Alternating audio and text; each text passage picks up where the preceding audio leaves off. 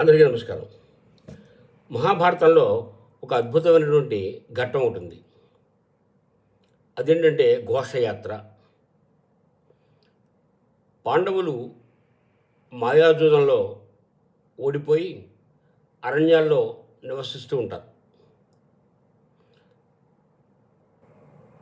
దుర్యోధనుడు తన యొక్క ప్రాభవాన్ని పాండవుల ముందు ప్రదర్శించడానికి సైన్య సమేతంగా పరివార సమేతంగా అక్కడికి వచ్చి ఒక ప్రాంతంలో విడిది చేస్తాడు. వారు అనేక కార్యక్రమాల్లో పాల్గొంటుంటారు. ఆ సమయంలో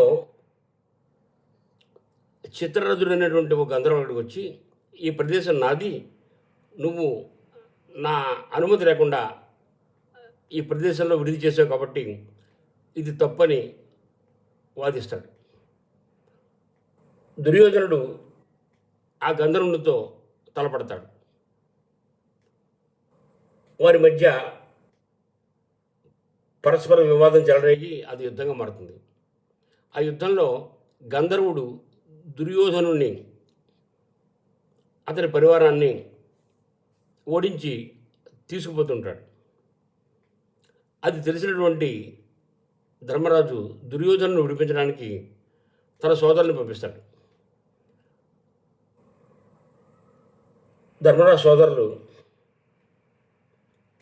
ఆ గంధర్వునితో పోరాడి దుర్యోధనుని విడిపిస్తారు. అప్పుడు చిత్రరథుడు ధర్మరాజుతో, మీరు పరస్పర శత్రువులు కదా, దుర్యోధను రక్షించడానికి నాతో మీరు పోరాడాల్సిన అవసరం ఏంటి అని అడుగుతాడు. అప్పుడు ధర్మరాజు చెప్పిన సమాధానం ఇలా ఉంది: పరస్పర విరోధేతు వయం పంచ శతంతుతే అన్యై సహ విరోధేతు వయం పంచాధికం శతం. పరస్పర విరోధేతు, మాలో మాకు పరస్పర విరోధం ఉంటే, వయం పంచ, మేము 5, శతంతుతే, వారు 100 మంది. కానీ అన్యై సహ విరోధేతు, మాకు ఇతరులతో ఏదైనా విరోధం కలిగినప్పుడు, వయం పంచాధికం శతం, మేము 105. మాలో మేము కలహించుకుంటే మేము 5, వాడు 100 మంది.